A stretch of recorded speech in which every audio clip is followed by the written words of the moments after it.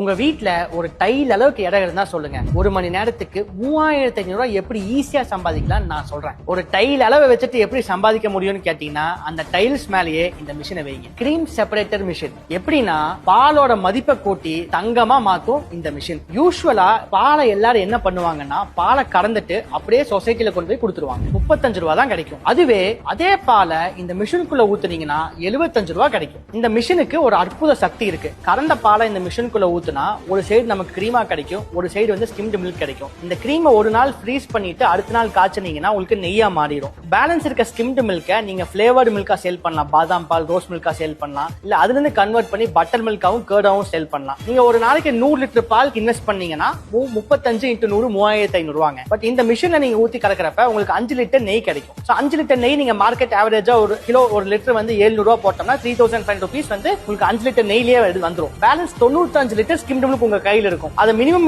நீங்க சேல் பண்ணா அதுல இருந்து ஒரு 3500 rupees கிடைக்கும். ஓவராலா பாத்தீங்கன்னா ஒரு நாளைக்கு 7000 rupees உங்களுக்கு கிடைக்கும். இந்த மிஷின் நான் மேல சொன்ன 100 லிட்டரை ஒரு மணி நேரத்திலே பண்ணிடும். கண்டிப்பா இன்வெஸ்ட் பண்ணுங்க, சூப்பரா சம்பாதிங்க. இந்த டீடைல்ஸ் உங்களுக்கு வேணும்னு நினைச்சீங்கன்னா மில்க்னு கமெண்ட் பண்ணுங்க, என்னோட டீம் உங்களை கான்டாக்ட் பண்ணுவாங்க.